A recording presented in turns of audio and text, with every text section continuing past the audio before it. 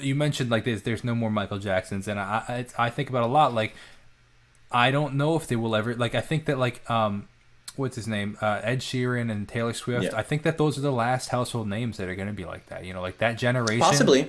You know, Yeah. unless something else changes crazy. But like it's so interesting to see like these musicians that are like wildly famous, like selling out like pretty. Like I know a guy that's playing the Barclay Center, and you go on the street and people like you know, which people I know is where the Knicks play. It's a big.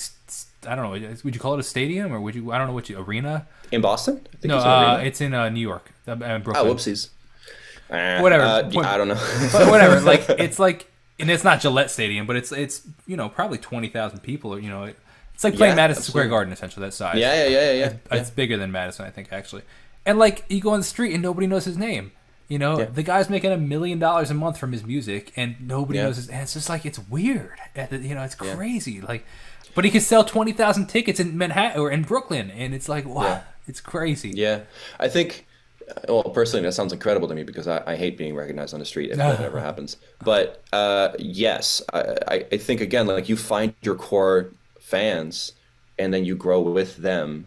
I think people don't get really, really, really famous until they start acting because acting, movies, especially big movies, they still feel like a monoculture where everyone has seen the latest Twister or whatever, or the latest Marvel movie or Star Wars, or I feel like there's actor level fame and then there's song like musician level fame. And I That's think very interesting. Taylor Swift is the only one and Ed Sheeran and whoever like are the only ones that like got to that point, but most musicians don't become famous until they start acting.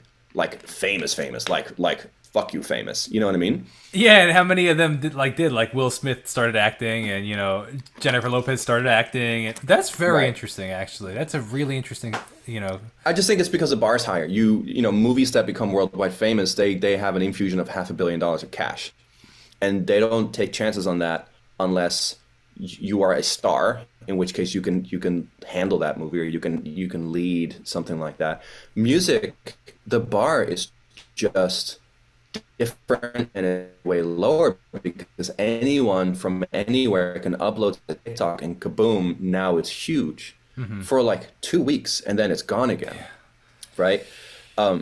Which means that a lot more people have a shot at it, which is amazing. Yeah. But it also means that it's not going to like permeate in the culture as long as it does. Yeah. You're not going to be on all the billboards. You're not going to be like on every TV screen or every movie screen. Your face isn't like plastered all over LA like Like it is Britney Spears with movie was, stars. you know, 20 years ago. Exactly, like Britney Spears was, or like Michael Jackson was, or Whitney Houston, or all you know, like these tent pole kind of names. Which again, that's not bad or good. It's just that's the new reality of it. And for me as a songwriter and a producer,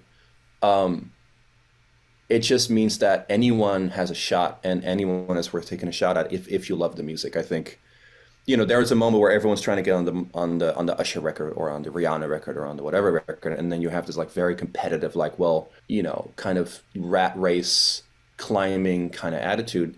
Now, none of that exists anymore. In a way, I mean, yeah, sure, if you're working with Taylor Swift, you're killing, but like now you find an artist that you truly love because you think it's cool, and you work on their project, and then if it goes well, awesome, and if it doesn't go well, well, you know, who knows, it might go well next year because chaos, because TikTok. Yeah.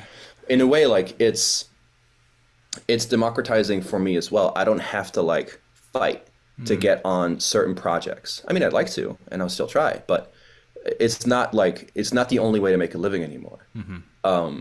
In that way, it feels more. I mean, it's by one way, it's more relaxing because you can do whatever you want and with people that you love and make music that you really, really want to make. Also, you'll never be a crazy billionaire, which I'm okay with that, honestly. It's, you know, it's just a different set of rules. And as long as you keep making the music that you love and that the music you set out to make in the first place, I don't think it's such a bad thing.